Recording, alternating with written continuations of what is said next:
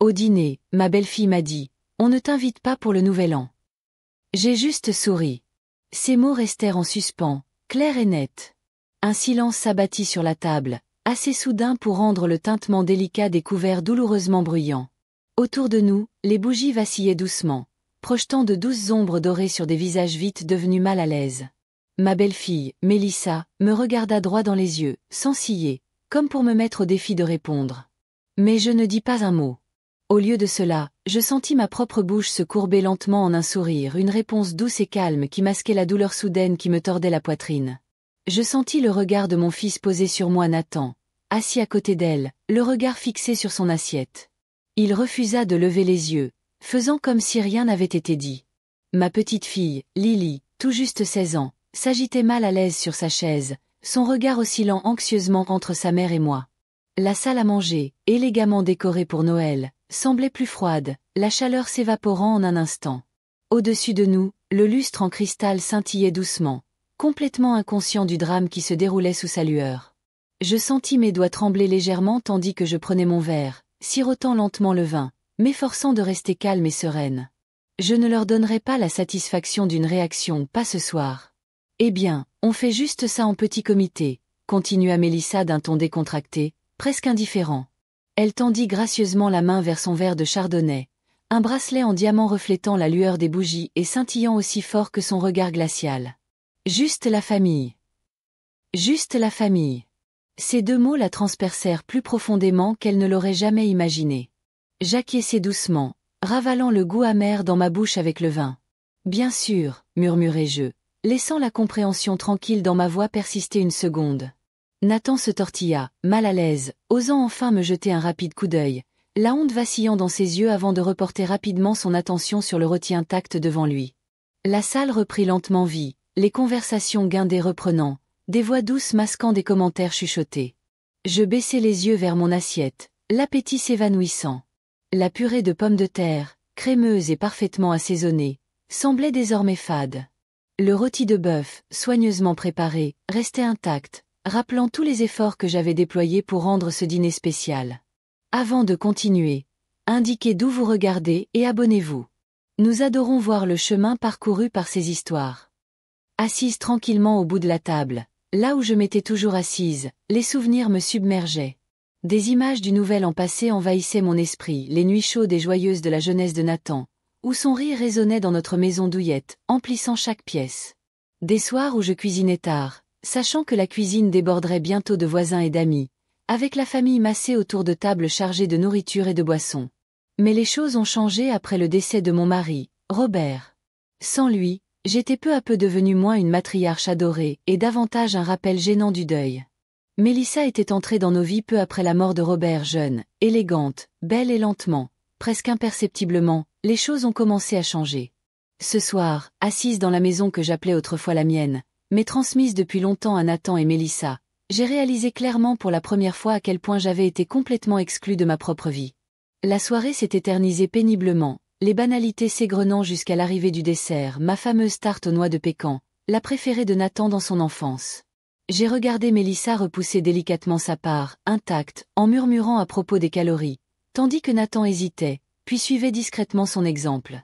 Seule Lily mangeait avec une sincère appréciation, ses yeux croisant brièvement les miens avec une chaleur douce et désolée. Je lui souris doucement, reconnaissante de cette gentillesse momentanée. Alors que la soirée touchait enfin à sa fin, Mélissa se leva la première, lissant son élégante robe de soie. « Nathan, pourrais-tu m'aider à ranger ?» dit-elle fermement, ses yeux se tournant vers moi avec dédain. C'était subtil, mais le message était clair, je n'étais plus la bienvenue. Je me levai lentement, comprenant ma place désormais, ou plutôt, mon absence de place. Je devrais y aller, dis-je doucement en soulevant mon manteau de la chaise. Lily se leva rapidement, se précipitant pour m'aider à enlever mon manteau, son toucher doux et réconfortant. « Merci, ma chérie », murmurai-je doucement. Elle se pencha vers moi, sa voix à peine audible. « Grand-mère, je suis vraiment désolée. » Je lui tapotai doucement la main. « Tout va bien, ma chérie. Je vais bien. » Nathan finit par croiser brièvement mon regard à la porte, la culpabilité évidente mais muette. « Conduis prudemment, maman », fut tout ce qu'il parvint à dire, à peine audible par-dessus la voix de Mélissa qui l'appelait avec impatience de l'intérieur. Alors que je sortais dans le froid de décembre, la porte d'entrée se referma fermement derrière moi, un dernier signe de ponctuation dans une soirée douloureuse. Je restai immobile un instant, l'air froid piquant sur mes joues, la rue silencieuse à l'exception du léger bruissement des feuilles portées par la brise. Puis, doucement et lentement, je m'autorisai le soulagement des larmes, debout seul sous la lueur d'un unique lampadaire. Mais alors même que je pleurais doucement dans la solitude de cette nuit-là, je sentais quelque chose s'agiter en moi calme, doux et pourtant indéniablement ferme. Une prise de conscience naissait, née de la douleur, mais renforcée par une détermination que je n'avais pas ressentie depuis des années. Je m'essuyai les yeux, resserrai mon manteau et me dirigeai vers ma voiture, sentant chaque pas me rapprocher d'une décision que je savais ne plus pouvoir éviter. Je rentrai lentement chez moi, les routes silencieuses, les maisons défilant dans un doux flou de lumière chaude et de décorations festives. La neige avait commencé à tomber doucement, créant de doux murmures contre le pare-brise. C'était le genre de paisible soirée d'hiver que Robert et moi aimions tant, à nous promener main dans la main dans notre quartier, à admirer les paysages de Noël. Mais ce soir-là, il faisait plus froid, plus solitaire, une beauté vide teintée de la douleur de l'isolement. Ma maison, modeste et confortable, m'accueillit dans le silence. Une fois à l'intérieur, j'accrochai mon manteau et restai un moment dans l'entrée, respirant le silence. Les murs étaient couverts de photos, des visages souriants, des moments plus heureux. Nathan enfant, plein d'énergie, les yeux pétillants de malice, Robert, fort et posé, ses bras autour de moi sur presque toutes les photos, sa présence calme et réconfortante persistant dans chaque pièce. Je me suis dirigé lentement vers la cuisine, allumant la bouilloire pour le thé, une routine que Robert et moi partagions chaque soir. Même maintenant, des années après son décès, cela me réconfortait, ce rythme familier m'ancrant dans une vie qui me semblait désormais lointaine, une vie dont je n'étais pas certaine qu'elle m'appartienne encore. Alors que l'eau bouillait doucement, je sentais les souvenirs me revenir, vifs et doux amers. Nathan avait toujours été ma plus grande joie. Robert et moi avions lutté pendant des années pour concevoir, endurant d'innombrables rendez-vous, des réconforts murmurés et d'amères déceptions avant que Nathan n'arrive enfin. C'était notre bébé miracle, chéri au-delà de toute mesure. Robert l'adorait profondément, ses mains fortes et douces chaque fois qu'il tenait Nathan, son rire profond emplissant notre maison chaque soir. Et Nathan, notre fils chéri, était devenu brillant et fort, emplissant nos vies de joie. Mais lorsque Robert est décédé subitement il y a 10 ans, une partie de moi est partie avec lui. Sa mort a été rapide, une crise cardiaque soudaine au milieu de la nuit. Un instant, il était là, respirant doucement à mes côtés. L'instant d'après, il avait disparu, laissant derrière lui un vide que rien ne pouvait combler. Nathan était resté à mes côtés durant ces premiers jours, une présence douce, silencieuse et pourtant réconfortante. Mais peu à peu, il a changé. Peut-être le chagrin l'a-t-il façonné différemment. Il s'est éloigné, occupé par son travail, occupé par Mélissa, occupé par sa vie. Et je l'ai laissé faire, compréhensive, indulgente, espérant que le temps le ramènerait à moi. Mais au lieu de cela, le temps l'a emporté plus loin. La bouilloire sifflait doucement, me ramenant au présent.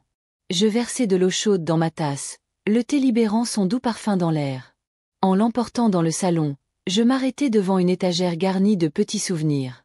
Mes doigts effleurèrent le coffret en bois poli qui contenait l'alliance de Robert, un simple or, rayé par les années, témoignage de notre amour discret. Assise dans mon fauteuil préféré, je berçai la tasse fumante et laissai mon regard parcourir la pièce. Tout ici reflétait l'amour, le sacrifice, la patience silencieuse. Robert et moi avions investi tout ce que nous avions dans cette maison, veillant à ce que Nathan ne connaisse jamais la souffrance. Nous avions repoussé nos rêves, reporté nos voyages, privilégié la sécurité à l'aventure, pensant toujours à l'avenir de notre garçon en premier. Pourtant, dans le silence de cette pièce, le poids du rejet de ce soir pesait lourdement sur moi. Les mots de Mélissa résonnaient à mes oreilles. Juste la famille. J'avais souri, dissimulant la douleur sous la grâce, mais seule maintenant, la cruauté de ces mots était plus profonde que je ne l'avais admis. Je fermai les yeux, laissant la tristesse m'envahir. Étais-je devenue une simple obligation, une ombre qui persistait dans leur vie trépidante? Me voyaient-ils comme un fardeau, une relique d'un passé qu'ils préféraient oublier? Je bus une lente gorgée de thé, la chaleur atteignant à peine le froid de mon cœur. Le sommeil me fuyait cette nuit-là. Je restai éveillée, les yeux fixés au plafond, le léger tic-tac de l'horloge marquant le passage des heures. Les souvenirs se transformèrent en doutes. J'avais peut-être gâté Nathan, je l'avais trop aimé, je l'avais trop protégé. C'était peut-être ma faute, le résultat inévitable de mes propres choix. Mais alors, des souvenirs plus clairs me revinrent, la voix ferme et douce de Robert, me rassurant sur le fait que nous avions fait de notre mieux, que Nathan deviendrait un homme bien. Et il l'avait fait, n'est-ce pas? Nathan avait réussi, il était respecté. Pourtant, le succès l'avait endurci, ou peut-être était-ce l'influence de Mélissa, une femme raffinée et posée, dont les valeurs se concentraient sur l'apparence, le statut et des limites tracées avec une précision telle qu'elle blessait. Le matin arriva gris et lourd. Je me levai, lasse mais résolue, m'habillant lentement. Le miroir me renvoyait une femme dont les yeux portaient les ombres des nuits blanches, les cheveux grisonnants, le visage adouci par les années et les déceptions silencieuses. Mais il y avait encore de la force, cachée, attendant d'être redécouverte. Le petit déjeuner fut un moment tranquille, un simple œuf à la coque, du pain grillé et du café. La solitude semblait plus forte aujourd'hui, résonnant dans le silence des pièces vides. En mangeant, mes yeux tombèrent sur les cartes de Noël non ouvertes sur la table. L'une d'elles m'a marqué, une invitation à la fête annuelle de la communauté. Robert et moi étions autrefois des habitués de ce rassemblement, dansant lentement sous les lumières scintillantes, riant avec nos voisins, nous sentant véritablement partie prenante de quelque chose de plus grand. J'avais cessé d'y aller après la mort de Robert, refusant les regards compatissants, les condoléances discrètes, les rappels de ce que j'avais perdu. Mais aujourd'hui, en regardant cette invitation, quelque chose a changé en moi. Une rébellion silencieuse, une étincelle de détermination. Pourquoi avais-je laissé la cruauté subtile de Mélissa dicter ma valeur, mon bonheur? Je posai ma tasse et pris l'invitation, relisant les mots lentement, attentivement. Mon cœur s'accéléra, une douce excitation monta. Ce serait un petit geste pour me reconquérir, sortir de l'ombre de la solitude que je m'étais laissé envahir. Je pris le téléphone et composai le numéro de RSVP. Une voix familière répondit, Janet, qui organisait ces rassemblements depuis des années. Bonjour Janet, c'est Éléanore, dis-je doucement, d'une voix plus assurée que prévu. Éléanore, s'exclama-t-elle chaleureusement. Ça fait si longtemps. Tu nous rejoins cette année? J'hésitai une seconde avant de répondre fermement, oui. Avec plaisir. Lorsque l'appel fut terminé, je restai silencieuse dans la cuisine, étrangement fière de cette petite décision. Ce n'était ni grandiose ni spectaculaire, mais cela me semblait profondément important, comme un premier pas hésitant vers moi-même. Alors que la lumière du matin emplissait la maison, adoucissant les ombres, je souris doucement, me sentant soudain moins seule. Peut-être ne s'agissait-il pas d'affronter Mélissa ou Nathan. Peut-être s'agissait-il simplement d'avancer doucement, de reprendre tranquillement ma place dans ma vie. Pourtant, alors même que l'espoir s'épanouissait doucement en moi, une voix lancinante murmurait doucement dans mon esprit, un rappel que se reconquérir était rarement facile, et que des révélations plus douloureuses m'attendaient sûrement. Le jour de la fête communautaire arriva discrètement, comme souvent dans ma vie doucement, sans tambour ni trompette. Pourtant, quelque chose dans cette journée semblait différent, presque porteur d'espoir. Devant ma fenêtre, la neige scintillait doucement dans la pâle lumière de l'après-midi, projetant une lueur paisible qui m'emplissait d'un optimisme prudent. Je m'habillai avec soin, choisissant une robe bleu marine que Robert avait toujours adorée. Cela faisait des années que je ne l'avais pas portée, des années que je n'avais pas pris le temps de m'habiller pour autre chose que la routine. Le tissu était doux au bout de mes doigts, et tandis que je fermais mon collier de perles, un cadeau d'anniversaire de mariage d'il y a longtemps, j'entendis presque à nouveau la voix approbatrice de Robert, murmurant doucement. Tu es magnifique, Ellie. Devant le miroir, je croisai le regard de mon reflet. L'âge m'avait changé, avait ridé mon visage et argenté mes cheveux, mais sous ces changements, je me reconnaissais encore. Je voyais la force briller discrètement dans des yeux qui avaient tant vu, tant enduré et survécu. Je redressai légèrement les épaules, hochant doucement la tête, prête à franchir ce pas. La salle communautaire bourdonnait d'une douce animation à mon arrivée. Des rires chaleureux et une douce musique se répandant dans la soirée enneigée. Dès que j'entrai, Janet me remarqua immédiatement, les yeux écarquillés de joie sincère. « Éléanore, tu es venue » s'exclama-t-elle chaleureusement en me serrant dans ses bras pour me réconforter. Sa gentillesse apaisa le léger pincement d'anxiété qui m'envahissait. « Je suis contente de l'avoir fait » murmurai-je sincèrement, surprise de voir à quel point je le pensais. Janet me guida vers une petite table où plusieurs de nos voisins discutaient amicalement. Alors que je m'asseyais, des salutations polies et des sourires amicaux m'entourèrent, la chaleur d'une acceptation sincère se déposant doucement sur mes épaules comme un châle invisible. Pour la première fois depuis des lustres, je me suis sentie vraiment écoutée.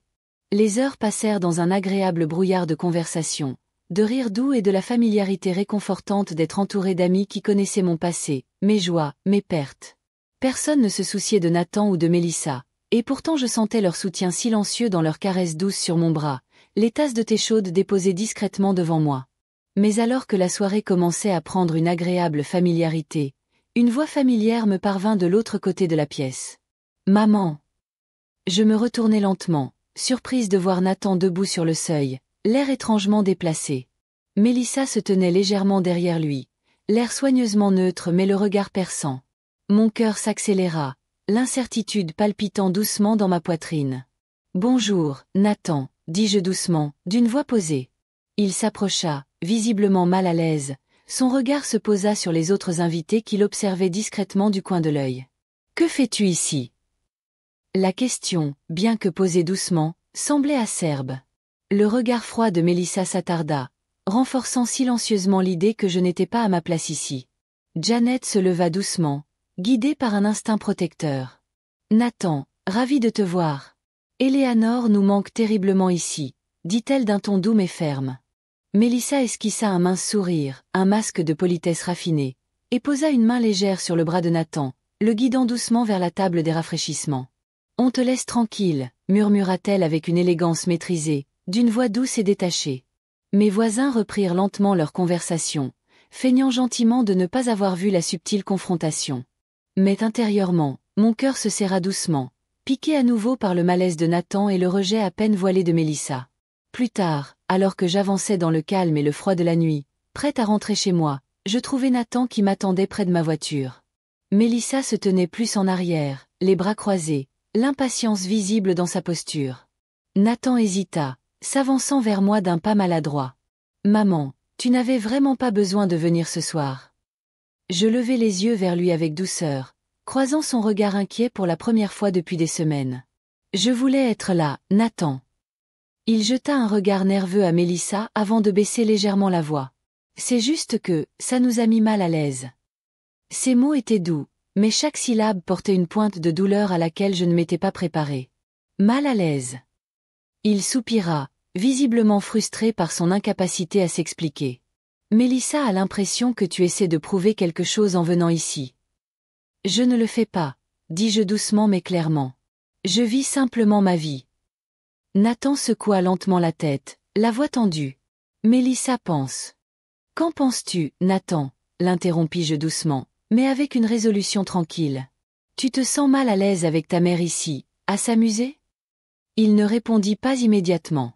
Au lieu de cela, il baissa les yeux, les épaules légèrement affaissées, trahissant une lassitude qui le faisait paraître soudain plus vieux que son âge. « Je ne sais pas, maman. Je ne veux juste pas de drame. » « Il n'y avait pas de drame avant que tu ne l'amènes ici, » murmurai-je d'un ton calme et posé. Il tressaillit doucement à mes paroles, son silence étant un aveu plus fort que les mots ne pourraient jamais l'être. Derrière lui, Mélissa s'agita avec impatience, visiblement impatiente de partir. « Tu devrais y aller, » dis-je doucement, lui offrant une échappatoire tranquille. « À bientôt. » Nathan hésita une seconde de plus, un bref éclair de culpabilité obscurcissant son visage, avant d'acquiescer et de s'éloigner, se réfugiant dans la sécurité des attentes de Mélissa. Ensemble, ils retournèrent rapidement à leur voiture, me laissant immobile, dans l'obscurité. En rentrant chez moi, je m'autorisai à ressentir pleinement la douleur s'intensifiant doucement à chaque kilomètre. L'embarras de Nathan avait été plus profond que la cruauté de Mélissa. J'avais toujours cru que derrière son silence se cachait la gentillesse, mais maintenant j'étais forcée d'affronter la vérité que j'avais longtemps évitée. Il préférait le confort au courage, la paix au principe, l'approbation à sa propre mère. Cette nuit-là, allongée seule dans mon lit, la maison silencieuse autour de moi, à l'exception du murmure du vent d'hiver contre les fenêtres, je me suis retrouvée confrontée à des vérités que j'avais évitées pendant des années. Nathan, mon fils chéri, était devenu un homme facilement influencé par les perceptions des autres, plus guidé par la commodité que par la conviction. Ce n'était pas entièrement de sa faute, je le savais, mais ce fut néanmoins une douloureuse constatation. Pourtant, dans cette obscurité silencieuse, une étrange force émergea, née de la lucidité plutôt que de la colère ou de la douleur. Je ne pouvais peut-être pas changer Nathan ou Mélissa, mais je pouvais choisir ma réaction à leur comportement. Ma dignité, Mon bonheur, ce n'était pas des cadeaux qu'il pouvait me refuser. C'étaient des choses que moi seul pouvais reconquérir, doucement et discrètement, pas à pas. Dans le calme paisible de cette nuit, sous des couvertures chaudes et réconfortantes, je me fis une promesse silencieuse. Celle de reconquérir la vie que j'avais laissée filer, morceau par morceau, choix après choix. Et même si l'avenir semblait incertain, pour la première fois depuis des années, il me semblait véritablement mien. Le lendemain matin arriva doucement, la lumière du soleil filtrant à travers les rideaux de ma chambre comme un voile délicat. Malgré la douleur persistante de la confrontation de la nuit dernière, quelque chose en moi semblait subtilement différent. J'effectuais ma routine matinale avec calme, savourant de petits moments de réconfort familier, l'odeur du café frais, le doux bourdonnement du vieux réfrigérateur, la chaleur du soleil matinal se répandant doucement sur le sol de ma cuisine. La maison semblait inhabituellement vide ce jour-là, le silence renforcé par l'écho des paroles de Nathan et le dédain subtil de Mélissa. Pourtant, ce silence était aussi étrangement réconfortant, comme le calme après une tempête, empli de promesses plutôt que de souffrances. Alors que je débarrassais la vaisselle du petit déjeuner, mon regard tomba sur une photo accrochée au réfrigérateur, légèrement décolorée par des années de soleil. On y voyait Nathan debout à côté de Robert, sa petite main serrant le pouce de son père, tous deux arborant un large sourire à l'objectif. Mon cœur se serra doucement à ce souvenir, l'image me ramenant à des jours plus simples et plus chauds. Un léger coup frappé à la porte d'entrée me tira de mes souvenirs. Surprise, j'avais rarement des visiteurs, je m'empressai d'ouvrir. En ouvrant la porte, je découvris Lily, nerveuse, debout sur mon porche, emmitouflée dans une écharpe et un manteau de laine, des flocons de neige scintillant doucement dans ses cheveux. « Lily, dis-je, sincèrement ravie mais curieuse. Ma chérie, qu'est-ce qui t'amène ici ?» Elle sourit avec hésitation, son regard nerveux se jetant derrière elle avant de croiser le mien. « Je voulais te voir, grand-mère. Tu as quelques minutes ?» « Bien sûr, » répondis-je chaleureusement en l'invitant à entrer, la chaleur soudaine de sa visite inattendue chassant une partie des ombres persistantes. Nous nous installâmes à la table de la cuisine, nos tasses de chocolat chaud entre nous, l'odeur réconfortante et sucrée. Lily serra sa tasse dans ses mains, rassemblant visiblement son courage. « J'ai entendu maman et papa discuter hier soir, » commença-t-elle doucement, d'une voix hésitante mais assurée. « Ils se disputaient à propos de ta présence à la fête communautaire. » Je soupirai doucement, regrettant qu'elle ait été mêlée à leur tension. « Je suis désolée que tu aies dû entendre ça, Lily. » Elle secoua doucement la tête. « Non, grand-mère. Je suis contente de l'avoir entendu. Maman a dit quelque chose qui m'a bouleversée, quelque chose comme quoi il ne fallait pas embarrasser la famille. » Gênée. Le mot me piqua, plus fort encore, venant des lèvres douces de Lily. Mon cœur se serra doucement. « Je leur ai dit que j'étais fière de toi, » continua Lily d'une voix ferme, la voix devenant plus forte. « Que tu méritais d'être heureuse. » L'émotion m'envahit soudain, la gratitude se mêlant doucement à la fierté. Je tendis la main par-dessus la table et la serrai doucement. « Merci, ma chérie. Ça signifie plus que tu ne le penses. » Elle sourit, soulagée, les yeux plus brillants. « Je sais que les choses ont été difficiles, grand-mère. Mais je te vois. Je t'ai toujours vue. » Ces mots se posèrent doucement sur mon cœur, apaisant des blessures qu'elle n'avait jamais causées. « Tu as toujours été une âme bienveillante, Lily. » Elle hésita, soudain à nouveau incertaine. « Il y a autre chose, grand-mère. Maman et papa. Ils parlent de vendre ta vieille maison, le chalet du lac. » Mon souffle se coupa brusquement, le calme paisible de notre moment se brisant doucement autour de moi. Le chalet avait été le sanctuaire de Robert, notre refuge familial où nous passions les étés à nager, les hivers au coin du feu, des souvenirs gravés profondément dans chaque recoin. Robert avait toujours eu l'intention de le transmettre à Nathan, persuadé qu'il le chérirait autant que nous. Ils ont dit pourquoi. Ma voix sembla soudain fragile, plus basse. Elle hocha lentement la tête. Maman a dit que c'était trop compliqué, trop cher à entretenir. Mais je pense que c'est parce qu'il est encore rempli de souvenirs de grand-père, et... Sa voix s'éteignit, refusant d'exprimer l'évidence. Mélissa le considérait comme un autre morceau de notre histoire qu'elle pouvait effacer discrètement. Je fermai brièvement les yeux, absorbant ce nouveau choc.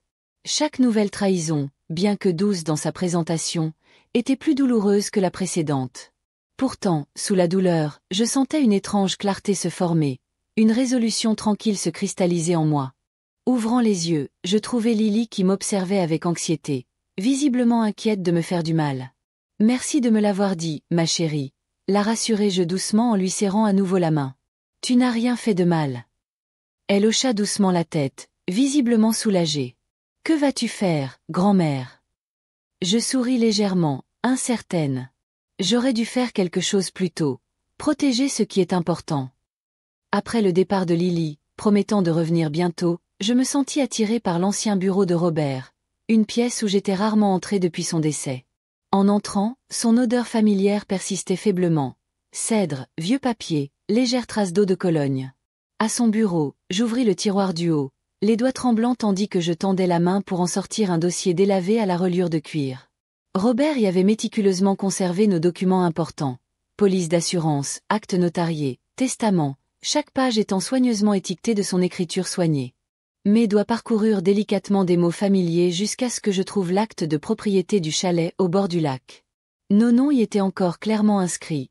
Robert et Eleanor Harding, copropriétaires. Le nom de Nathan était introuvable. Robert avait toujours prévu qu'il lui revienne un jour, mais il m'avait laissé le choix du moment. Confronté à la tentative de Mélissa de démanteler discrètement un autre PAN de notre histoire familiale, je réalisais qu'il était temps pour moi de reprendre le contrôle, non par colère ou vengeance, mais par une profonde compréhension de ma propre valeur. J'appelai un ami de confiance, Charles, notre avocat de longue date. Il répondit rapidement, d'une voix douce et chaleureuse. « Eleanor, je suis ravie d'avoir de vos nouvelles. Comment puis-je vous aider ?» Prenant une inspiration, raffermissant ma voix, je parlais doucement mais fermement. « Charles, je dois mettre à jour mon testament et sécuriser le chalet au bord du lac. » Il marqua une brève pause, puis répondit avec une assurance calme et professionnelle. « Je comprends. On se voit demain ?» « Oui, » dis-je doucement, me sentant étrangement apaisée maintenant que je commençais à retrouver la dignité tranquille que j'avais laissée s'échapper. « Merci, Charles. » Après avoir raccroché, je restai silencieuse dans le bureau de Robert, entourée des souvenirs d'une vie bien remplie, profondément aimée. Peut-être Nathan avait-il choisi différemment, et peut-être Mélissa cherchait-elle à effacer mon héritage discret. Mais je réalisais maintenant que leur choix ne définissait pas les miens. M'approchant de la fenêtre du bureau, je regardais la neige recouvrir doucement notre jardin, de délicats flocons dansant gracieusement vers le bas. Le monde semblait plus calme, plus serein. Et dans ce calme, je reconnus une nouvelle vérité, à la fois discrète et puissante. Mon bonheur, ma dignité et l'héritage que Robert et moi avions bâti ne leur appartenaient pas. Je m'étais laissé croire que j'avais besoin de leur permission pour vivre pleinement, pour m'accrocher aux souvenirs que nous avions créés, à la vie que nous avions construite. Mais maintenant, debout dans la force tranquille de la lucidité, je savais que ce n'était pas le cas. Quoi qu'il advienne, j'y ferais face avec grâce, dignité et courage tranquille, non pas parce que je le devais à quelqu'un d'autre, mais parce que je comprenais enfin que je le devais d'abord à moi-même. Retrouver Charles à son bureau du centre-ville le lendemain m'a procuré une étrange force. Le bâtiment m'était familier, ses portes en bois poli gravées de décennies d'histoire, m'offrant une tranquillité rassurante dès mon entrée. Charles se tenait sur le seuil de son bureau, son sourire doux et réconfortant, et me mit immédiatement à l'aise. « Eleanor, » dit-il chaleureusement en tendant la main pour serrer délicatement la mienne. « C'est toujours un plaisir de te voir, même si j'aurais préféré que ce soit dans d'autres circonstances. » Je souris doucement, appréciant sa douce compassion. « Merci de m'avoir accueilli si vite, Charles. » Il me guida dans son bureau, une pièce riche en traditions, bordée d'étagères de vieux livres reliés en cuir. La lumière du soleil filtrait doucement à travers les hautes fenêtres, baignant l'espace d'une chaleur apaisante. « Maintenant, » commença-t-il doucement, assis en face de moi. « Raconte-moi exactement ce qui s'est passé. » J'ai pris une grande inspiration, me suis ressaisie et lui ai expliqué calmement mais clairement, la distance grandissante entre Nathan et moi, l'hostilité subtile mais persistante de Mélissa, et maintenant leur projet pour le chalet au bord du lac. Charles écoutait patiemment, le regard doux d'empathie, hochant la tête de temps en temps sans jamais m'interrompre. Quand je me suis enfin tue, il s'est penché en arrière, réfléchissant attentivement avant de parler. « Eleanor, Robert a été très clair sur ses intentions concernant le chalet au bord du lac. Il voulait qu'il reste sous ton contrôle jusqu'à ce que tu te sentes prête à le céder à Nathan ou pas, a-t-il expliqué calmement.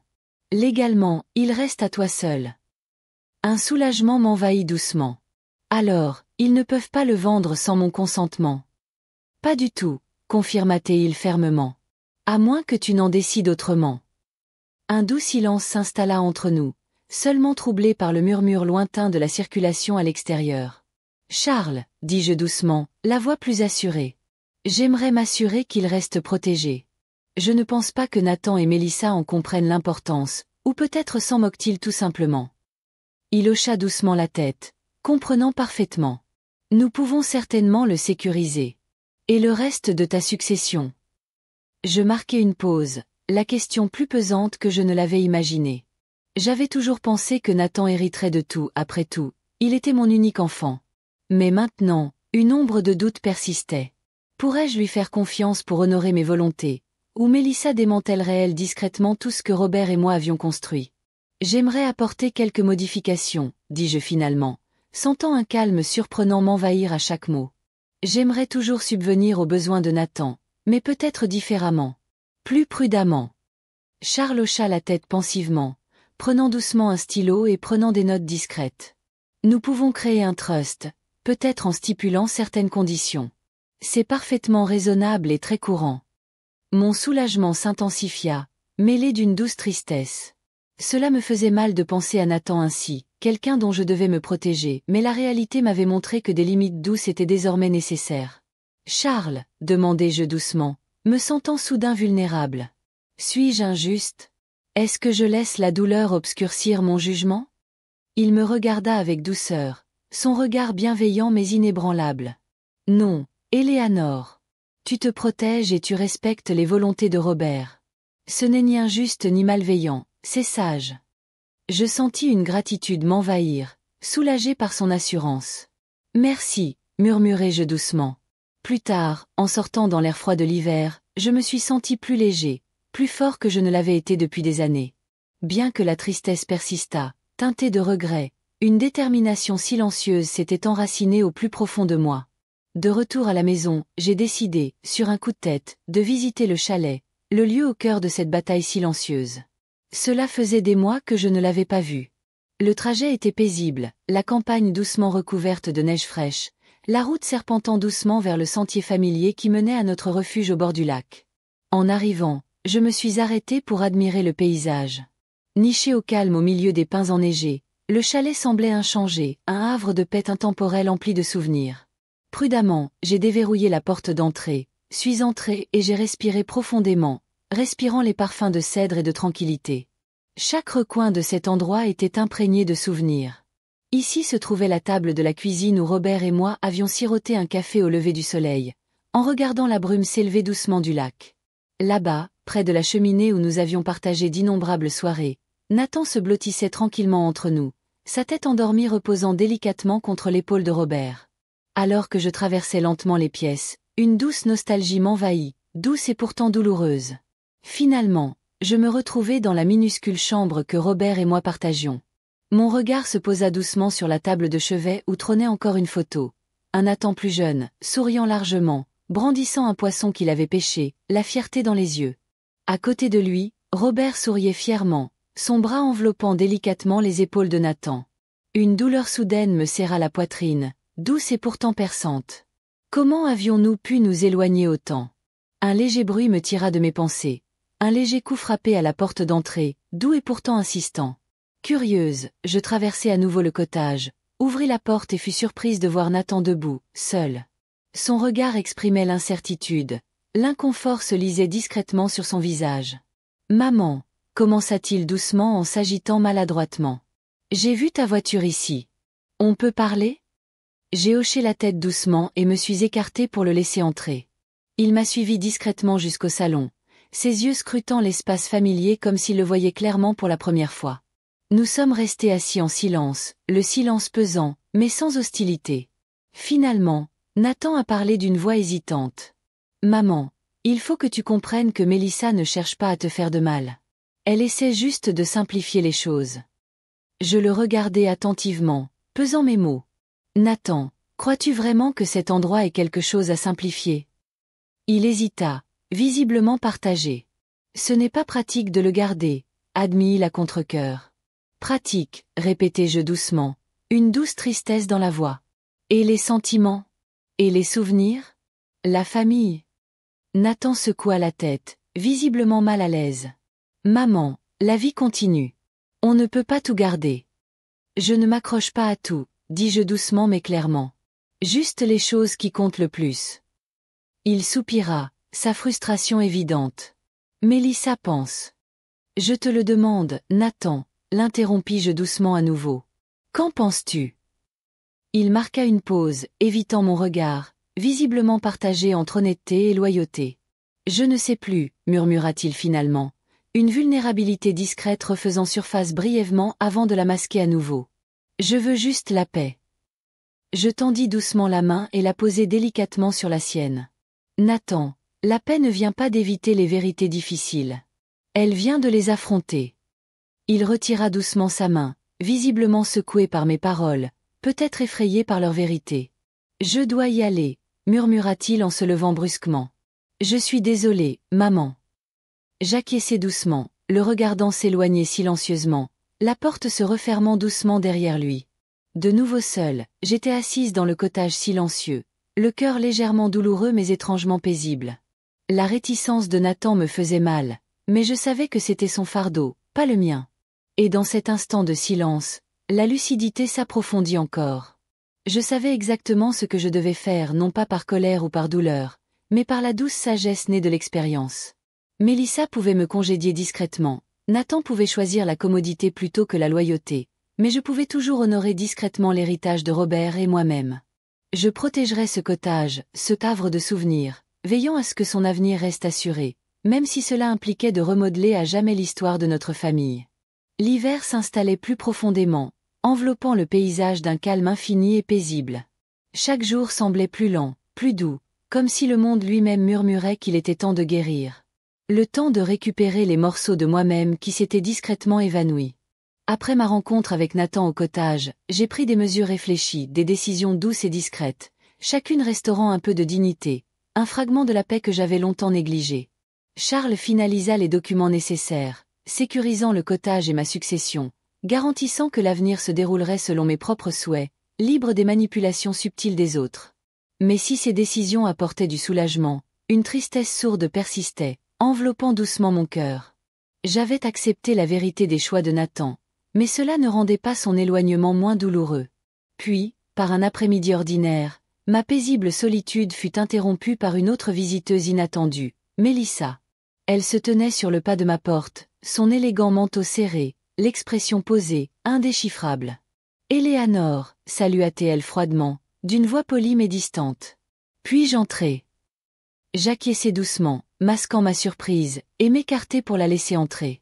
Elle traversa gracieusement le couloir, s'installant avec précaution dans mon salon, son regard parcourant rapidement la pièce, une évaluation silencieuse, comme toujours. Je m'assis tranquillement en face d'elle, attendant qu'elle prenne la parole. Après un silence, Mélissa croisa soigneusement les mains sur ses genoux, sa voix calme mais néanmoins tranchante sous sa politesse prudente. « Je pensais que nous devrions parler en privé », commença-t-elle, son regard plongeant dans le mien avec une froide clarté. « Du cottage et de Nathan. » Je haussai un sourcil doucement, gardant le silence. Elle prit une inspiration prudente, son sang-froid impeccable. « Nathan est très contrarié.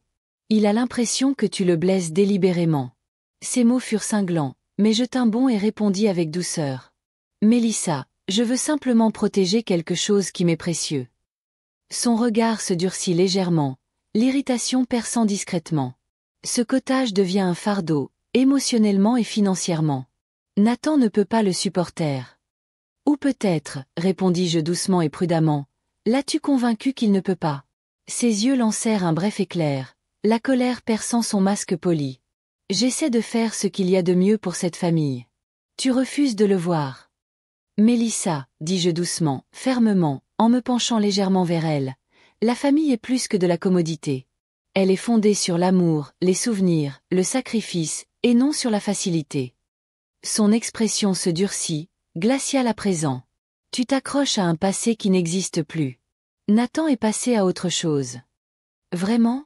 demandai-je doucement, la tristesse adoucissant ma voix. « Ou bien l'as-tu laissé partir ?» Elle se leva brusquement, perdant le contrôle. « Tu es égoïste.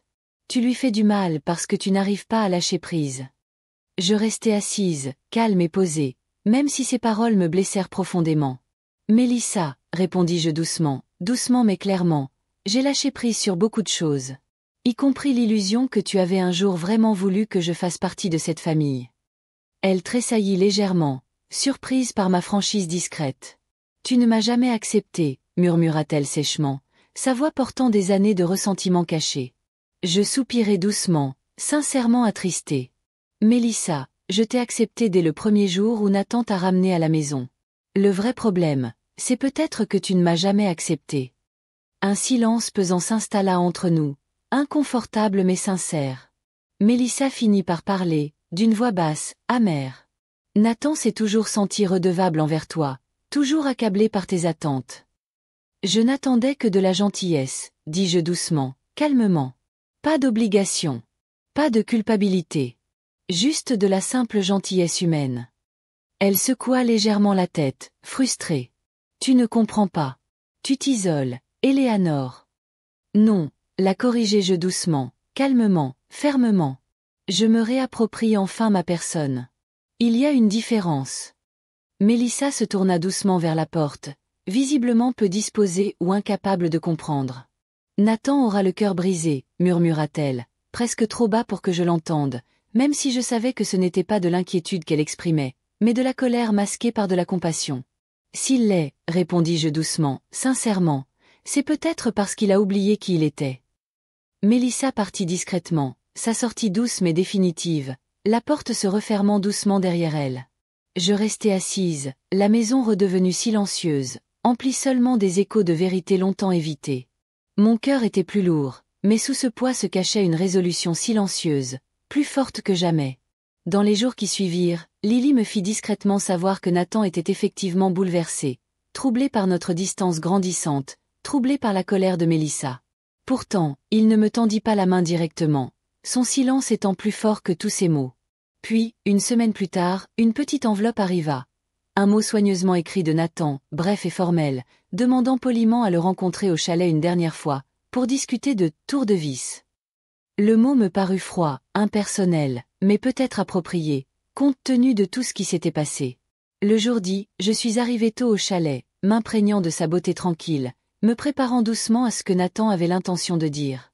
Je me sentais apaisée, lucide, déterminée à affronter les vérités qui m'attendaient avec une dignité douce. Quand Nathan arriva, il paraissait fatigué, épuisé, l'ombre du garçon dynamique que j'avais connu autrefois.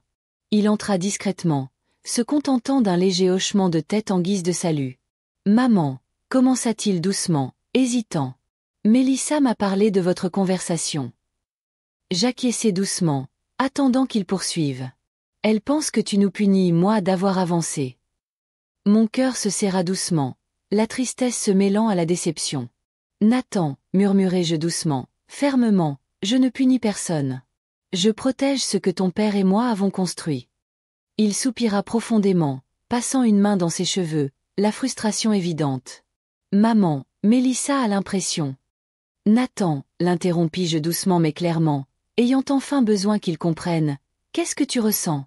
Qu'est-ce que tu crois? » Il marqua une pause, sincèrement secoué, ses yeux croisant les miens pour la première fois depuis ce qui me sembla une éternité. « Je ne sais pas, » admit-il finalement, la voix tremblante. « Je ne sais plus. » Je tendis doucement la main vers son bras et le touchai délicatement. « Alors il est peut-être temps que tu y réfléchisses.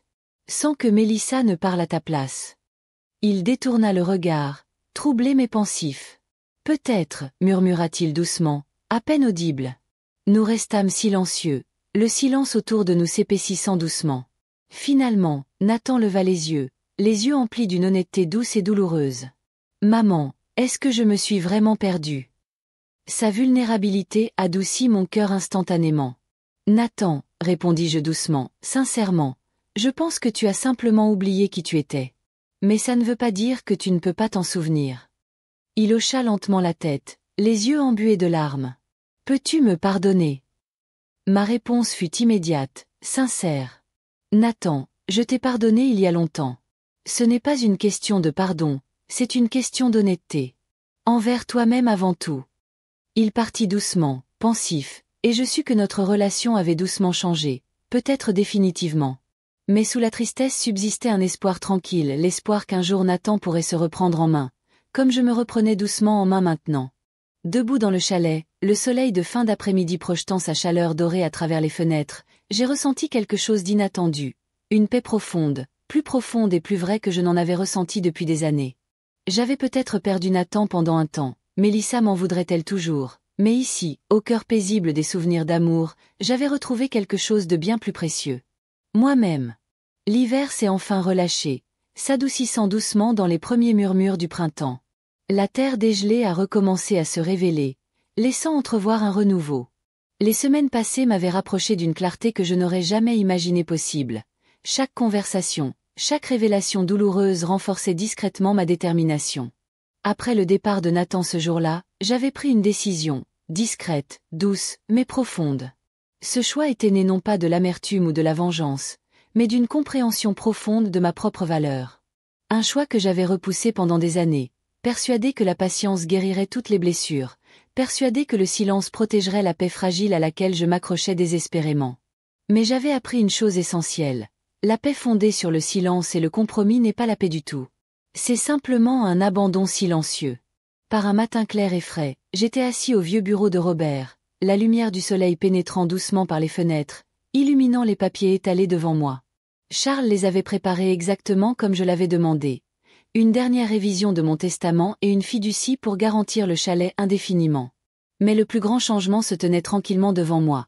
Une notification officielle que je prévoyais de remettre à Nathan et Mélissa. Le chalet du lac resterait à moi toute ma vie, puis passerait directement à Lily, protégé contre toute vente ou modification sans son consentement. J'ai signé chaque document avec soin, délicatement mais résolument, ressentant une force tranquille à chaque trait de plume. Mon cœur battait à tout rompre, calmement, sachant que cet acte n'était pas une punition, mais une protection, un acte d'amour tendre envers une petite fille qui m'avait discrètement témoigné la gentillesse et le respect que j'espérais depuis longtemps voir chez Nathan. Plus tard dans l'après-midi, j'ai appelé Lily et lui et demandé si nous pouvions nous rencontrer en privé. Elle est arrivée au chalet dans l'heure, la curiosité limpide dans ses yeux doux. Nous étions assis ensemble sur la véranda, bien emmitouflés dans des couvertures, nos tasses de thé fumant doucement dans nos mains. Lily, commençai-je doucement, d'une voix ferme et douce, j'ai pris des décisions importantes, et je dois les partager avec toi. Elle m'observa silencieusement, respectueusement, percevant clairement la gravité du moment. Je t'écoute, grand-mère. Prudemment, je lui expliquai tout, le testament révisé, la fiducie et ma décision discrète de lui confier l'avenir du chalet. Tandis que je parlais, les yeux de Lily s'écarquillèrent de surprise, se remplissant doucement de larmes. Grand-mère, murmura-t-elle, visiblement émue mais incertaine. Pourquoi moi? Je lui pris doucement la main et la serrai pour la rassurer. Parce que tu comprends ce que cet endroit signifie. Tu comprends que la famille n'est pas une question de commodité, mais d'amour, de souvenirs, de loyauté. Je te fais confiance. Elle prit une profonde inspiration, visiblement humble mais silencieusement déterminée. Je ne te décevrai pas. Je sais, répondis-je doucement avec un sourire affectueux. C'est pour ça que je t'ai choisi. Elle se pencha vers moi, posant délicatement sa tête sur mon épaule. Nous restâmes assis en silence un long moment, le cottage nous enveloppant d'un sentiment de paix, de sécurité et de calme. Ce soir-là, je rédigeai un autre mot doux mais ferme, et l'envoyai à Nathan, l'informant de ma décision concernant le cottage et ma succession. Ce n'était pas un message facile à envoyer, mais au fond de mon cœur résidait une certitude tranquille. J'avais passé des années à sacrifier mon bonheur en silence, espérant que Nathan verrait ma valeur, que Mélissa s'adoucirait. Mais ces espoirs s'étaient doucement estompés, remplacés par quelque chose de bien plus fort, le respect de moi-même. Les jours passaient tranquillement, ma vie retrouvant doucement un rythme que j'avais presque oublié, une vie définie par la dignité tranquille, la simplicité et les petits bonheurs quotidiens. Le silence de Nathan et Mélissa en disait long, et pourtant ce silence ne me blessait plus. Il ne faisait que confirmer les vérités tranquilles que j'avais acceptées. Mais un après-midi, en début d'après-midi, ce calme paisible fut interrompu par un coup soudain et urgent à ma porte. En l'ouvrant, je découvris Nathan, de nouveau sur le pas de ma porte, visiblement bouleversé. Il entra rapidement, l'air tendu, agité. « Maman, dit-il à bout de souffle, visiblement bouleversé. Mélissa a reçu ta lettre. Elle est furieuse. » J'acquiesçai doucement, sans surprise mais attristé. Je m'y attendais. Nathan fit les 100 pas, nerveux, visiblement troublé. Elle dit que je t'ai laissé me manipuler, que tu as monté Lily contre nous. Mon cœur se serra doucement, las des manipulations de Mélissa, mais je répondis gentiment. Nathan, tout ce que j'ai fait, c'est veiller à ce que le cottage reste protégé. Mélissa voit ça comme une attaque, mais c'est simplement une question de respect de soi. Il marqua une pause, secouant lentement la tête, visiblement confus, déchiré. Maman, Mélissa dit qu'elle ne reviendra plus ici, que tu n'es plus le bienvenu chez nous. Ces mots me blessèrent légèrement, et pourtant je soutins son regard droit, calme et serein. Nathan, Mélissa a fait ce choix il y a longtemps. Je l'ai simplement accepté. Mais... Il hésita, la voix tremblante, une confusion sincère se lisant sur son visage. Elle veut que Lily refuse l'héritage. Elle dit que c'est toxique. Je soupirai doucement, profondément attristé par l'impact émotionnel que l'amertume de Mélissa faisait discrètement sentir.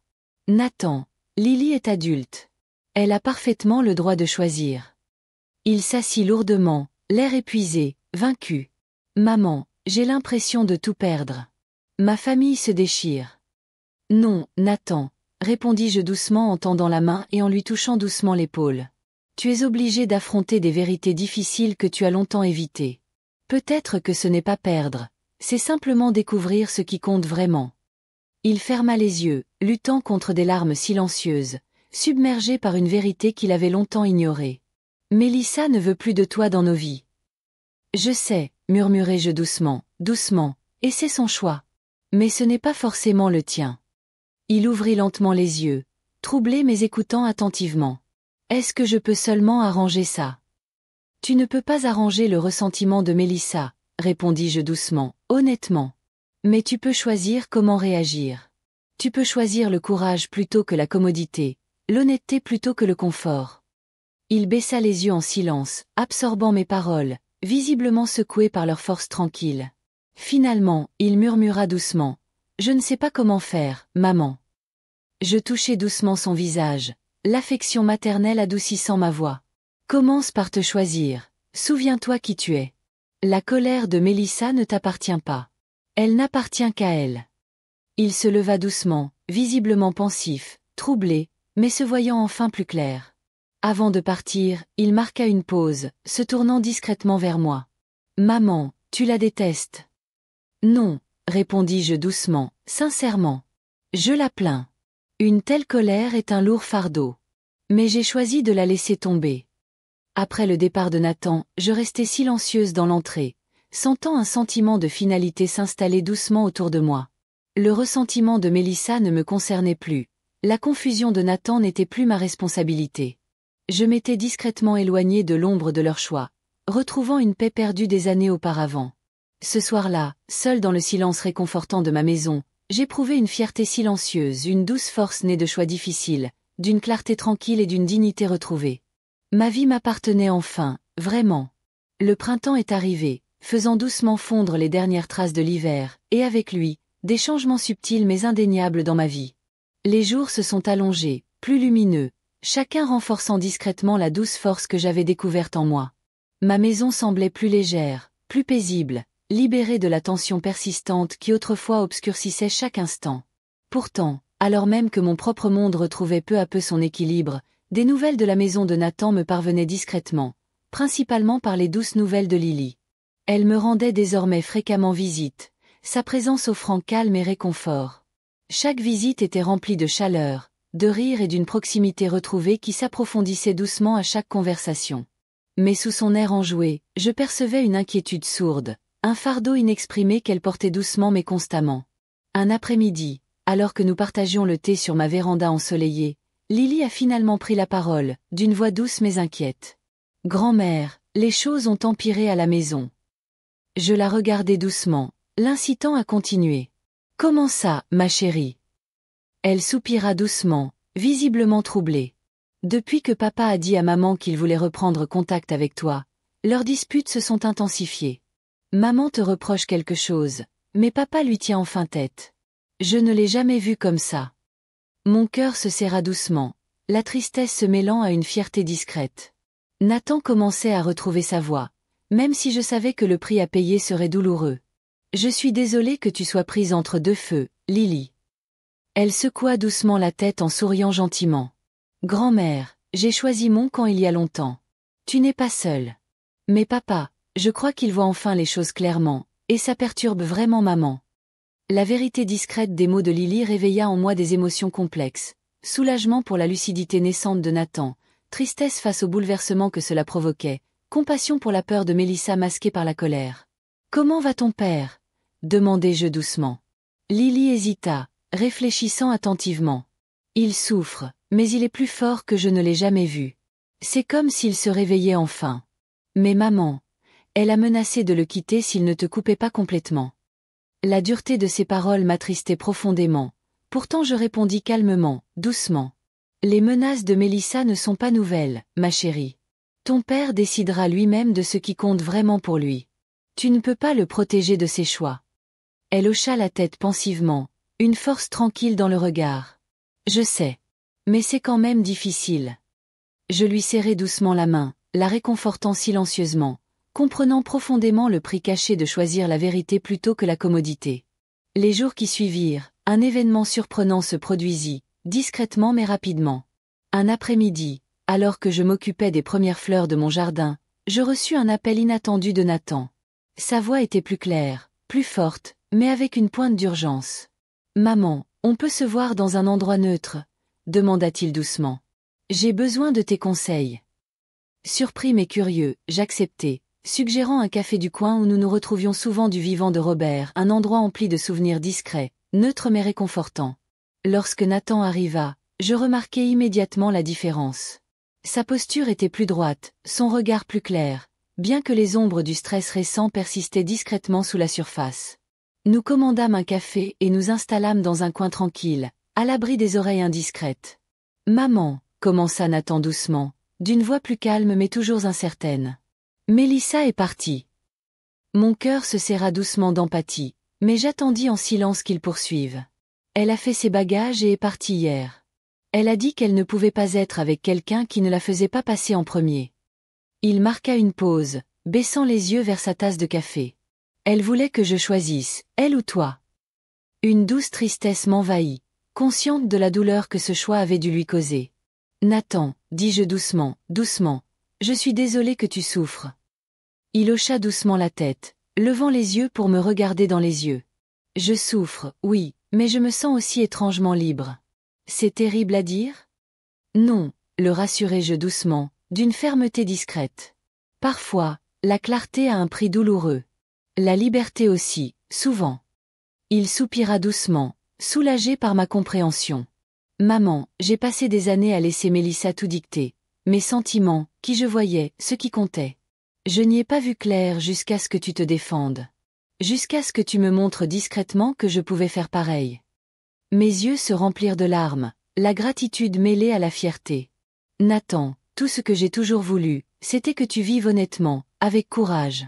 Le départ de Mélissa est peut-être douloureux maintenant, mais avec le temps, tu le verras comme une chance de reconstruire ta vie de manière authentique. Il hocha la tête d'un air pensif et prudent. Je sais. Mais pour l'instant, c'est douloureux. Lily me soutient, mais je ne veux pas la charger. Appuie-toi sur Lily, l'encourageai-je doucement. Elle comprend bien plus que tu ne le penses. Elle t'aime profondément. Nathan sourit doucement, une chaleur sincère revenant doucement dans ses yeux. Je crois que j'ai enfin commencé à comprendre ça. Notre conversation se poursuivit doucement, ouvertement, comme au bon vieux temps, empreinte d'honnêteté discrète, de pardon et d'une compréhension tant attendue. Alors que Nathan s'apprêtait à partir, il marqua une courte pause, visiblement hésitant mais déterminé. « Maman, dit-il doucement, la voix chargée d'une émotion sourde. On peut recommencer.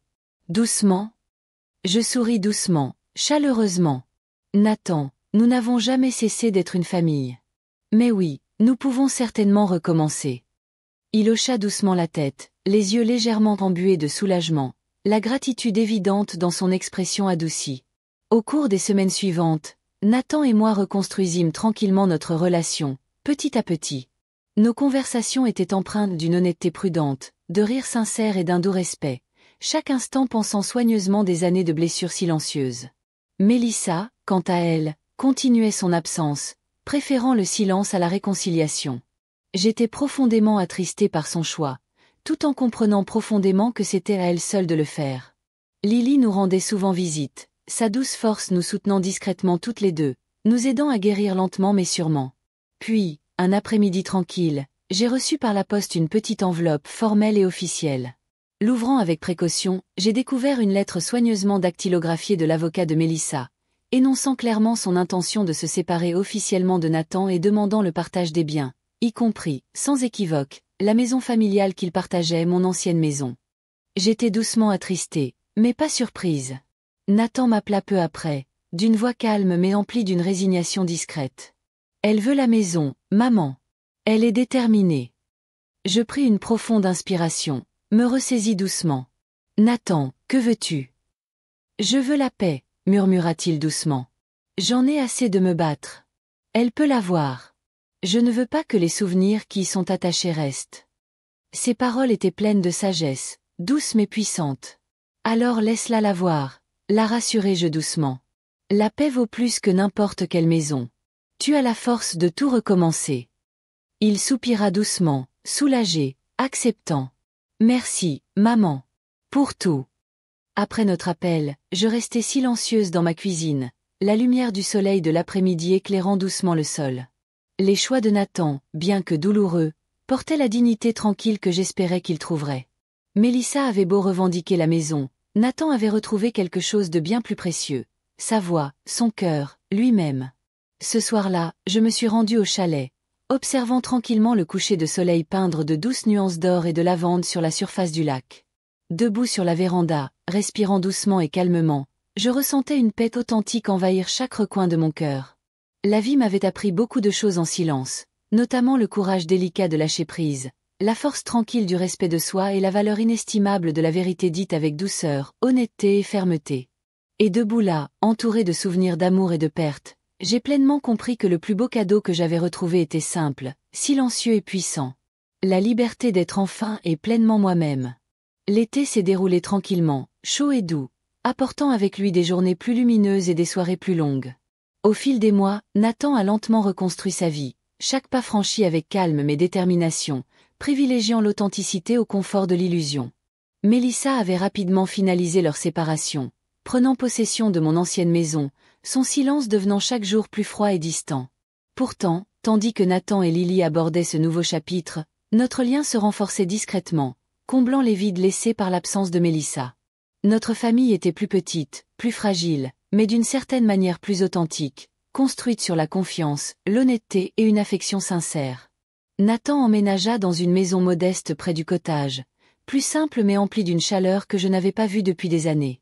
Le voir s'installer tranquillement dans ce nouveau départ me remplit d'une douce fierté. Il redécouvrit des joies simples, jardiner tranquillement dans le jardin, préparer les repas et passer des soirées tranquilles avec Lily et moi sur sa véranda, sous des étoiles qui brillaient doucement, plus intensément. Un soir chaud, alors que Lily m'aidait à débarrasser après le dîner, elle marqua une pause soudaine, l'air doucement pensif. « Grand-mère, je n'aurais jamais cru dire ça, mais papa a l'air plus heureux maintenant que je ne l'ai jamais vu. » Je souris doucement en jetant un coup d'œil dehors, où Nathan soignait tranquillement ses fleurs. C'est la liberté qui fait ça, mon cœur. Il vit enfin honnêtement. Lily hocha la tête pensivement, le regard doux mais incertain. Tu crois que maman regrette ses choix? Mon cœur se serra doucement, la question douce mais douloureuse. Je ne sais pas, Lily. Les choix de Mélissa n'appartenaient qu'à elle. Le regret ne peut venir que lorsqu'on reconnaît ce qu'on a perdu. Ta mère n'atteindra peut-être jamais ce point. Elle hocha doucement la tête, la tristesse obscurcissant son visage. Je suis désolée pour elle. Moi aussi, murmurai-je doucement, doucement, sincèrement. Mais on ne peut pas contrôler les choix des autres. On ne peut que choisir sa réaction. Les semaines passèrent tranquillement, remplies de petits moments de guérison, de rire et d'une proximité que je croyais autrefois impossible. Puis, de façon inattendue, Mélissa réapparut, mais pas directement. Un après-midi, une lettre arriva, soigneusement dactylographiée, formelle, clairement rédigée par son avocat, mais reflétant les souhaits de Mélissa. À l'intérieur se trouvait une demande surprenante. Mélissa souhaitait désormais vendre la maison familiale, prétextant que l'entretien et les frais étaient devenus trop lourds. Elle avait offert à Nathan un droit de préemption pour la racheter. Nathan me montra la lettre plus tard dans la soirée, l'air calme mais profondément troublé. « Maman, je ne sais pas quoi faire. » Nous étions assis tranquillement sur sa véranda, le crépuscule s'installant doucement autour de nous, les ombres s'allongeant doucement. J'ai réfléchi attentivement avant de lui parler doucement mais directement. Nathan, que ressens-tu face à cette maison? Il soupira doucement, pensif. Elle est lourde, pleine de souvenirs douloureux. Je n'en veux pas, mais ça fait mal de penser à perdre quelque chose que toi et papa avez construit. J'ai hoché la tête doucement, comprenant profondément. Nathan, les maisons gardent des souvenirs, mais ce ne sont que des lieux. Ce qui compte vraiment, ce sont les gens, les liens, l'amour. Tu as déjà retrouvé ces choses. Il baissa les yeux silencieusement, absorbant mes paroles, réfléchissant attentivement. Peut-être que la laisser partir me libérerait enfin complètement. Mais c'est étrange d'abandonner la maison où j'ai grandi. Je me suis approché doucement et j'ai posé une main réconfortante sur son bras. Tu n'abandonnes pas, Nathan. Tu choisis d'avancer. Il y a de la force là-dedans. Il hocha lentement la tête, se résolvant discrètement. Alors je laisse tomber.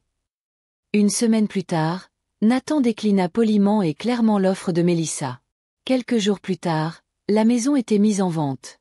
Mélissa ne fit aucun effort pour la recontacter, achevant silencieusement la séparation définitive entre nos familles. J'éprouvais une tristesse sourde pour elle. Sa détermination à effacer le passé l'avait laissée isolée, prisonnière d'un monde bâti sur le ressentiment. Pourtant, à mesure que Nathan laissait enfin derrière lui le passé, sa liberté s'épanouissait encore plus. Sa maison se remplissait de nouveaux souvenirs, de rires, d'amour, chaque jour lui apportant le réconfort de la vie qu'il avait tranquillement reconquise. Et dans cette liberté tranquille, il redécouvrait des morceaux de lui-même qu'il avait perdus en chemin. Par un après-midi ensoleillé, Nathan nous invita, Lily et moi, à une petite fête chez lui, marquant une étape importante, son anniversaire. La journée fut simple, calme, mais profondément significative. Des amis sont passés brièvement, la chaleur et l'affection sincère se manifestant dans chaque échange. Lily préparait son gâteau préféré, et les rires remplissaient la cuisine doucement, confortablement. Alors que le soir approchait, Nathan et moi restions ensemble, silencieux, contemplant le coucher de soleil peignant le ciel de nuances dorées et ambrées. Il brisa le silence doucement, d'une voix calme mais profondément émue. Maman, pendant des années, j'ai pensé que le bonheur signifiait la paix à tout prix, faire plaisir à Mélissa, éviter les conflits, ne jamais décevoir personne. Mais je n'étais pas heureux, j'étouffais silencieusement. J'ai hoché la tête doucement, l'encourageant à continuer. Maintenant, tout est plus simple, murmura-t-il doucement, presque pour lui-même. Plus calme. Mais c'est réel. Pour la première fois depuis des années, je me sens vraiment vivant. Mon cœur s'emplit doucement de gratitude, de soulagement, d'amour, de fierté pour la douce force qu'il avait enfin découverte. Nathan, répondis-je doucement, sincèrement, je suis profondément fier de toi. Il se retourna doucement, les yeux légèrement embués, la sincérité évidente dans chaque mot. Maman, tu m'as montré le chemin doucement, patiemment. Tu ne m'as jamais abandonné, même quand j'avais abandonné moi-même. Mes yeux se remplirent doucement de larmes, doucement touchés par sa reconnaissance discrète. C'est ça l'amour, Nathan. Il attend patiemment qu'on soit prêt à le voir. Il sourit doucement, chaleureusement, hochant doucement la tête. Je le fais enfin. Plus tard, après le départ de Lily pour la soirée, Nathan et moi sommes restés tranquillement sur son porche, sous la douce lumière des étoiles, la paix s'installant doucement entre nous. Finalement, il reprit la parole, d'une voix douce et contemplative. Maman, j'ai entendu dire que la maison a été vendue aujourd'hui. Mélissa ne me l'a même pas dit, c'est son avocat qui l'a fait. Je soupirai doucement, doucement attristée mais pas surprise. Je suis désolée, Nathan. Non, répondit-il doucement, doucement et fermement. C'est étrange, je m'attendais à ce que ça fasse plus mal. Mais non. J'avais l'impression que la dernière pièce se mettait enfin en place. Il me regarda doucement, d'une sincérité discrète. Maman, merci de m'avoir montré comment me choisir à nouveau. Je lui pris doucement la main, la serrant doucement, d'un geste réconfortant. Nathan, tout ce que je voulais, c'était que tu sois vraiment heureux. Tu t'es enfin choisi, et c'est tout ce que je pouvais te demander. Il serra doucement ma main, la gratitude limpide dans ses yeux. Mélissa m'a appris beaucoup de choses, pas toutes bonnes. Mais tu m'as discrètement montré la leçon la plus importante. La vraie force vient de la gentillesse, de la dignité et du courage tranquille. Alors que les étoiles brillaient doucement au-dessus de nos têtes, un silence paisible nous enveloppait tous les deux. La vie nous avait discrètement enseigné des leçons douloureuses, la trahison, la perte, le regret, mais elle nous avait aussi offert une rédemption silencieuse, une guérison et une clarté d'esprit. Nathan avait affronté des vérités difficiles et en était ressorti discrètement plus fort, plus sage, enfin redevenu lui-même. Et pour moi, ce voyage avait discrètement réaffirmé quelque chose que j'avais toujours su, mais presque oublié. La force la plus silencieuse ne se trouve pas dans le bruit de la confrontation ou de la vengeance, mais dans le choix du courage, de la dignité et de la grâce, même lorsque le monde semble déterminé à nous mettre à l'épreuve. Nous étions assis ensemble, mère et fils, sous le ciel nocturne paisible, enfin en paix. Le chalet était silencieux ce matin-là, immobile, chaud, et bourdonnait doucement du chant des oiseaux. La lumière du soleil filtrait à travers les rideaux de dentelle que Robert avait autrefois insisté pour que nous gardions, dessinant des motifs délicats sur le parquet. Debout à la fenêtre avec mon thé, je contemplais le lac miroiter aux premières lueurs du jour, pensant au chemin parcouru. Nathan avait proposé d'organiser le déjeuner du dimanche chez lui cette semaine-là. Un geste simple, mais puissant. Je me souvenais encore des années où j'étais assis en silence lors des dîners de famille, invisible à la table qui m'appartenait autrefois. Maintenant, il m'invitait, non par culpabilité ou par obligation, mais avec chaleur, intention. À mon arrivée ce jour-là, Lily ouvrit la porte avant que je puisse frapper. « Grand-mère », dit-elle d'un ton enjoué en m'enlaçant. Son étreinte était différente maintenant, non seulement affectueuse, mais protectrice. Elle était plus grande, plus âgée, d'une certaine manière. La vie l'avait fait grandir vite. Et pourtant, elle avait choisi l'amour. Nathan était dans la cuisine, vêtu d'un tablier, justement, essayant de surveiller une marmite de ragoût. L'odeur de tomates et de thym envahissait la pièce comme un souvenir. Il se retourna à mon entrée. « Tu es en avance. » Je souris. « Tu cuisines. » Il fallait que je le voie de mes propres yeux. Il riait, l'espace d'un instant, il ressembla au garçon que j'avais connu. La tension qu'il portait depuis des années s'était dissipée. L'anxiété silencieuse, la façon prudente avec laquelle il pesait chaque mot en présence de Mélissa, tout cela avait disparu. Il ne restait plus qu'un homme qui redevenait lui-même. La table était mise pour 3. Il n'était pas question de Mélissa. Aucune explication, aucune excuse, aucune amertume. Juste un accord tacite. Nous comblerions les vides avec quelque chose de mieux. Au déjeuner, nous avons partagé des anecdotes. Lily m'a de nouveau demandé des nouvelles de son grand-père, et je lui ai raconté la fois où Robert avait essayé de construire une balançoire dans le jardin et était tombé de l'échelle, riant jusqu'en bas. Nathan a ri aussi, un rire franc, et pour la première fois depuis des années, j'ai vu en lui l'homme dont Robert aurait été fier. Après le déjeuner, tandis que Lily allait faire la vaisselle, Nathan nous a servi une autre tasse de thé et m'a rejoint sur la véranda. Le soleil de l'après-midi baignait tout d'or. Le jardin bourdonnait doucement d'abeilles. Quelque part au loin, des carillons éoliens jouaient une mélodie que seuls les arbres comprenaient. « J'ai une question à te poser », a dit Nathan au bout d'un moment, d'une voix douce mais assurée. « Vas-y », ai-je répondu en regardant un couple d'oiseaux traverser le jardin à toute vitesse. « Est-ce que tu envisagerais d'emménager avec nous? Ou près de chez nous? Non pas parce que tu en as besoin, mais parce que je veux que Lily t'ait près de moi. Et, parce que je le veux aussi. » Je me suis tournée vers lui, surprise. Non pas que je ne le veuille pas, mais parce que je n'aurais jamais imaginé entendre ces mots de sa part. « Je pensais que tu ne me le demanderais jamais, » ai-je dit en souriant malgré mes yeux piqués. Il a semblé soulagé. J'avais peur qu'il soit trop tard pour demander. « Nathan, » ai-je dit doucement en posant ma main sur la sienne. La porte de l'amour n'est jamais fermée. Elle attend simplement patiemment que quelqu'un frappe. Il a hoché la tête, un peu essoufflé, comme s'il sortait enfin d'une longue ombre. Plus tard dans la semaine, Lily m'a aidé à commencer à emballer la vieille maison. Nous avons pris notre temps, déterrant des décennies de souvenirs, des lettres que Robert m'avait écrites, des dessins que Nathan avait faits en CE2, des cartes de vœux avec des paillettes qui tombaient encore comme des confettis. Nous avons ri, pleuré et lâché prise, petit à petit, jusqu'à ce qu'il ne reste que ce qui comptait vraiment. Je n'ai pas tout gardé. Je n'en avais pas besoin. Je ne cherchais plus à prouver que j'avais une place dans leur vie. J'en avais une. Dans la dernière boîte que j'ai scellée, j'ai rangé une seule photo, Robert et moi sur la véranda du cottage, bras dessus bras dessous, souriant comme si le monde s'était arrêté de tourner l'espace d'un instant. Je n'effaçais rien. Je continuais à avancer, Avec grâce. Et c'était là, j'ai réalisé, la justice silencieuse que j'attendais. Pas les excuses de Mélissa. Pas une scène, ni une confrontation. Juste ça, vivre bien, aimée et entière, selon mes propres conditions. Laissez-la garder la maison. Laissez-la garder les fêtes, les sourires froids et les trophées creux d'une vie mesurée par le contrôle. J'ai connu quelque chose de mieux. J'ai connu la paix. Merci d'avoir suivi mon histoire jusqu'au bout.